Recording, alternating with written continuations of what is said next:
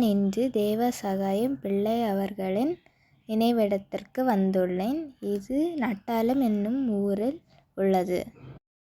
மார்த்தாண்டத்தில் இருந்து கருங்கல் செல்லும் வழியில் அமைந்துள்ளது. தேவசகாய பிள்ளை அவர்களின் இயற்பெயர் நீலகண்ட பிள்ளை. திருவிதாங்கூர் மன்னர் மார்த்தாண்டவர்மாவின் அரசவையில் பணிபுரிந்தார். இவர் வாழ்ந்த வீடு நினைவிடமாக மாற்றப்பட்டுள்ளது.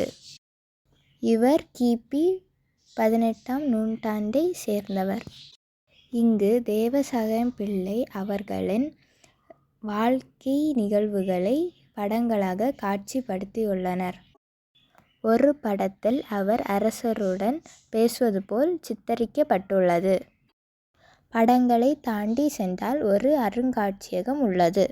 இங்கு தேவசகாயம் பிள்ளை அவர்களின் வீட்டிலிருந்து மீட்கப்பட்ட பழங்கால பொருட்கள் காட்சிக்கு வைக்கப்பட்டுள்ளன.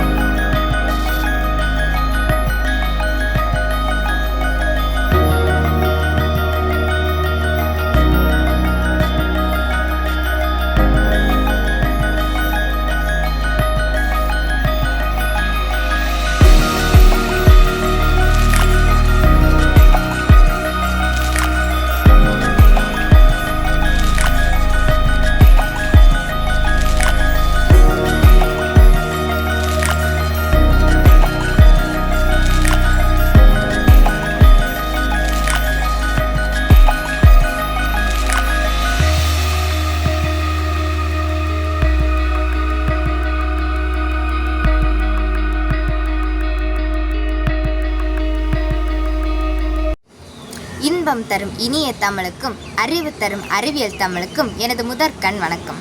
11 கீழ்கணக்கு நூல்களில் ஒன்றான இனியவின் 40 பூதஞ்சேதனர் அவர்களால் இயற்றப்பட்டது. இது வெறும் அறக்கருத்துக்களை சொல்லும் நூல் மட்டுமல்ல. ஒரு மனிதன் உடல் ரீதியாகவும் மன ரீதியாகவும் சமூக ரீதியாகவும் எப்படி ஆரோக்கியமாக வாழ வேண்டும் என்ற வாழ்வியல் அறிவியலை போதிக்கும் சிறந்த வழிகாட்டியாகும்.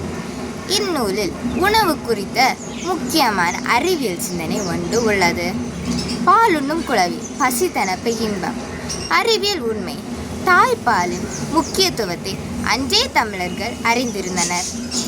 ஒரு குழந்தையின் வளர்ச்சிக்கு தேவையான நோய் எதிர்ப்பு சக்தி மற்றும் ஊட்டச்சத்து தாய்ப்பாலில் மட்டுமே உள்ளது என்ற உயிரியல் உண்மையை இனியவை என்றும் இந்நூலில் போற்றுகிறது.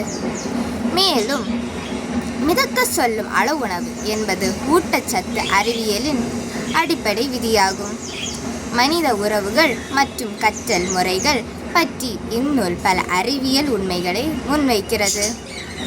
கற்றல் திறன் கற்றார் முன் கல்வி உரைத்தல் மிக இனிதே.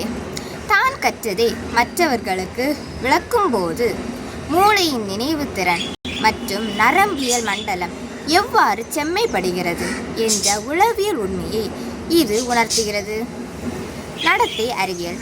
தீய பழக்கங்களை விடுவதும் நல்லொழுக்கத்தை பின்பற்றுவதும் மனநலத்திற்கு எவ்வளவு இனிது என்பதை இது வலியுறுத்துகிறது.